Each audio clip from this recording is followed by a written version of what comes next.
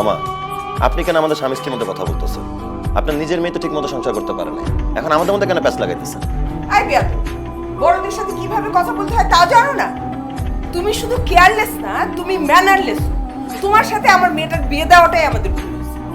বাহ, আপনার মতো মুরব্বীর মুখে কত সুন্দর কথা। এই আপনাদের মতো মায়েদের জন্যই এই দেশের ঘরে ঘরে প্রত্যেকটা মেয়ে তাদের হাজবেন্ডকে তালাক দিতেছে। এই ফালতু কথা বলবে না, ইয়াদব কোথায়। তোমার মা বাবা তো বিয়ের সময় অনেক কথা বলছিল, বিয়ের পর তো কোনো কথাই তারা রাখে নাই। আচ্ছা মামা, আপনি আমাকে একটু বুঝাই বলবেন যে কোন কথাটা রাখা হয় নাই? তারা বলছিল বিয়ের পর তুমি গাড়ি কিনবা। দাঁড়িয়ে তো ছোটবেলা থেকে গাড়ি চালানোর অভ্যাস, বিয়ের 6 মাস হয়ে গেছে, গাড়ির কোনো নামগন্ধই নাই। মামা, গাড়ি কেনার বিষয়টা অনেক বড় কিছু না। গাড়ি আমি চাইলেই কিনতে পারি। বাবাকে ফোন দিব, টাকা পাঠাবে, গাড়ি কিনে ফেলবো। কিন্তু আমি কখনোই চাই নাই বাবার টাকা নিয়ে তানিয়াকে গাড়ি কিনে দিতে। আমি আমার নিজের উপার্জন দিয়ে ওকে গাড়ি কিনে দিতে চাইছি। আর তাছাড়া মামা, আমি একটা ছোট চাকরি করি, গাড়ি কিনতে চাইলে চুরি টুরি করা লাগবে, সেটা আমার পক্ষে অসম্ভব। আপনি তো আসলে মেম্বার ছিলেন, চুরির কায়দাটা আপনার জানা আছে, কায়দাটা আমাকে শিখাই দিবেন? আই তানিয়া, দেখছিস কত বড় বেয়াদব একটা?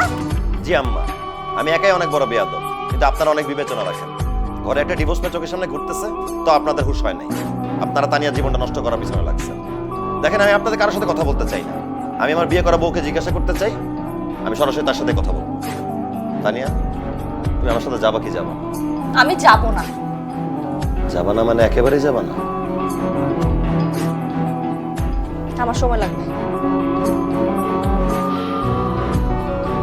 ঠিক আছে, তুমি সময় নাও, আমি তোমার জন্য অপেক্ষা করব।